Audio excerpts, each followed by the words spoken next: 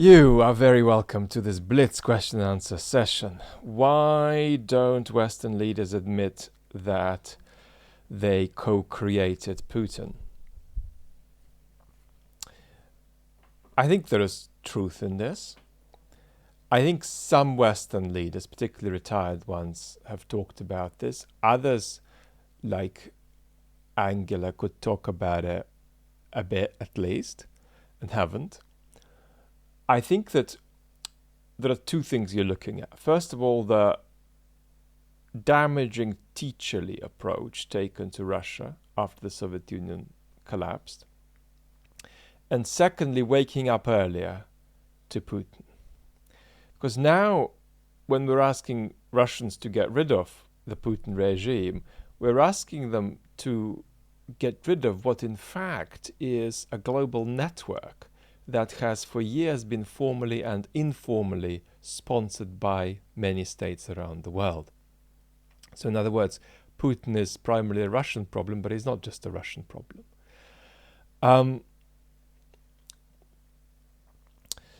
I think that it's an interesting question to ask why more retired Western leaders aren't talking about this. And I think that there are conversations to come out of this that are very important and constructive, that have nothing to do with the particularities here, nothing to do with Russia specifically, and nothing to do with Putin specifically, and that's important. And in that sense, Ukrainians are teaching us a big lesson when they're screaming that, no, you don't understand. Going back to February 23 doesn't solve the problem. We need to look at what happened more deeply. So I think it's a good question, and I think that's the beginning of a conversation of where we need to demand answers. When will Putin close the borders? He'll close the borders when it's more advantageous than disadvantageous. That's it. I mean, and that's part of our story about Russia's totalitarian turn and how far it goes. So far, it's a balancing act, with open borders being a bit more advantageous, simply because he is in two minds about the people leaving. He partly wants them out because they're potentially oppositional.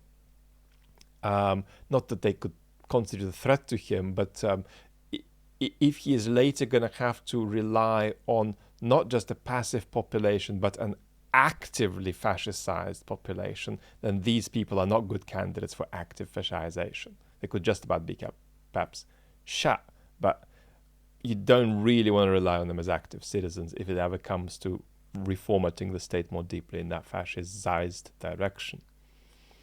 And then also, of course, I mean, the regime is quite fat in terms of the number of people in it who have links overseas, who have family overseas, and so it would make no sense to shut the border for them unless you really have very good reason to take that hit. But it absolutely can't be ruled out, and it's plausible that some kind of border shutting with a few exceptional provisions here and there is where that state ends up eventually. It's entirely possible. In a few words, how would you describe the Putin regime? Well, I've described it in the videos, on the main channel especially, with as much brevity as I could muster. But if I were to describe it this week, this month, at this point in 2022, I would say that it's a tyranny locked into a set of improvisations, the consequences of which it itself cannot predict, and the upper limit of which it cannot at this point set for itself.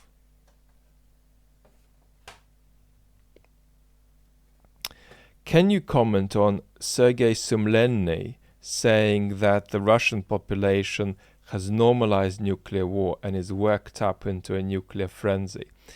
And there's a link to a very short piece by Sumlenny for the Center for European Policy Analysis. And this quote comes up: Russia normalized nuclear threats and stoked the idea of nuclear weapons use to infect its population with jingoism and chauvinism.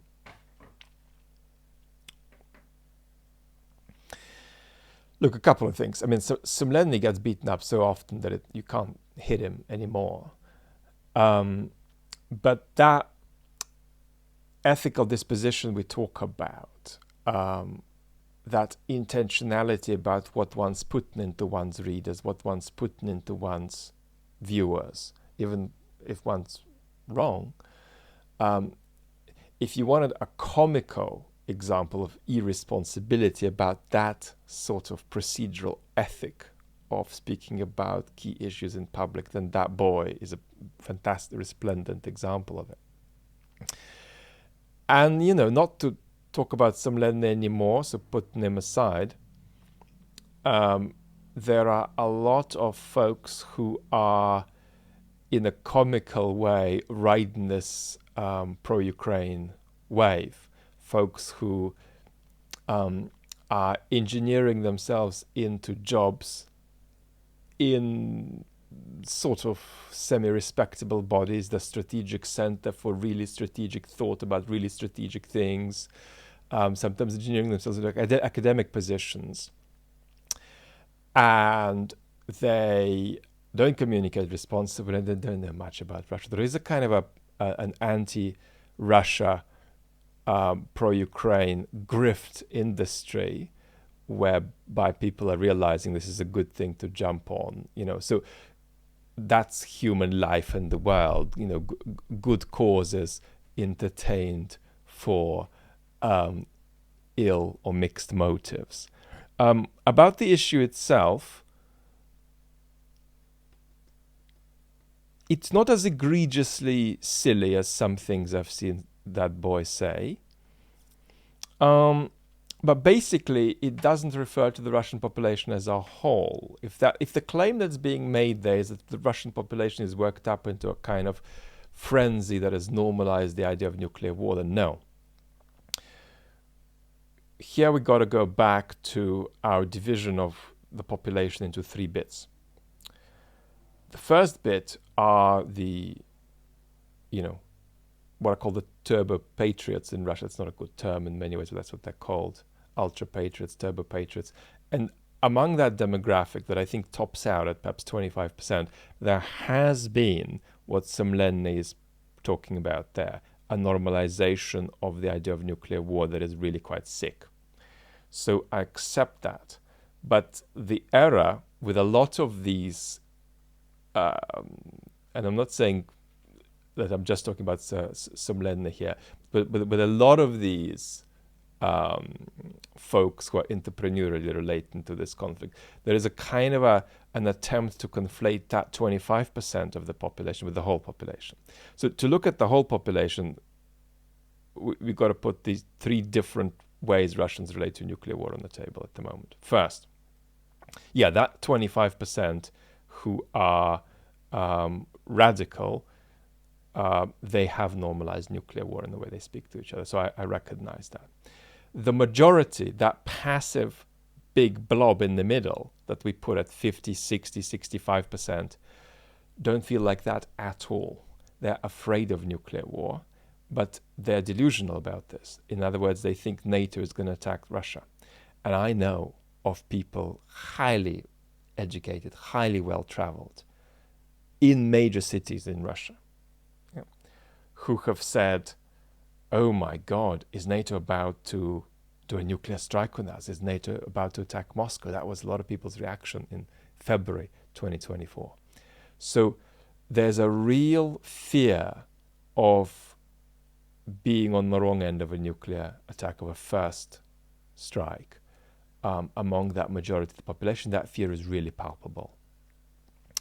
And then the anti-Putin folks who also tap out at about 25%. Well, they are terrified that Putin will do something nuclear. So they're terrified the way some Westerners are terrified. So that's how you'd have to separate the population. Normalization of nuclear war, up to 25%, 50 to 65% significant fear about the West attacking Russia. And then the other, whatever it is, 15 to 25% anti-regime, anti-war, anti-Putin folks, they're terrified that Putin will start a nuclear war. And polls, and I'm not able to give you exact numbers, but polls before the war from 2021 indicated significant fear of nuclear war in the Russian population, including significant fear that their own government will start a nuclear war. So my answer on the point of substance here is yes, but for that one of the three distinct segments of the population. Not that distinct, but distinct in the sense that it helps us to separate them out. Any upgrade or downgrade of nuclear risk at the moment in your mind?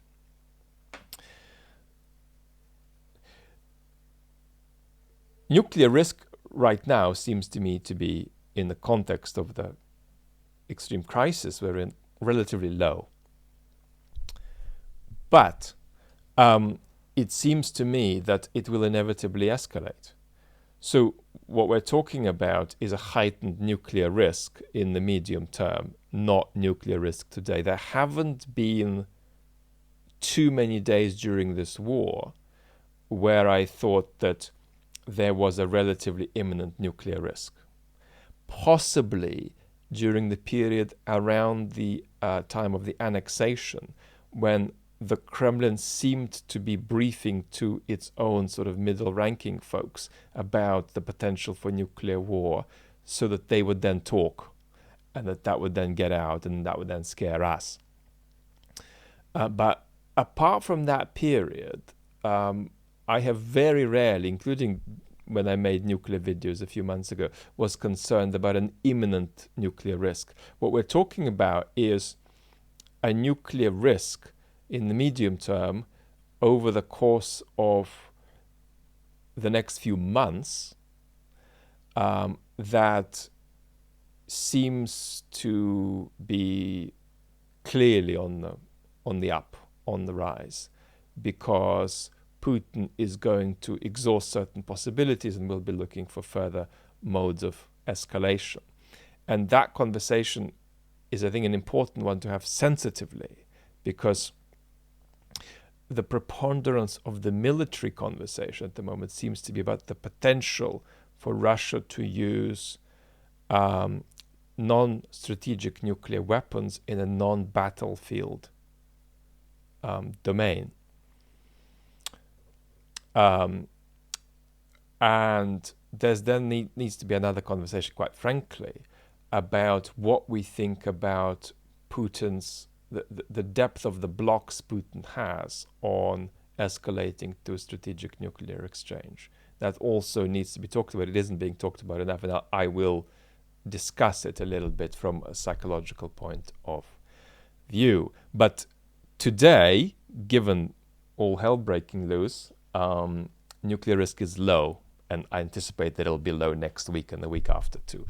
Lots of love.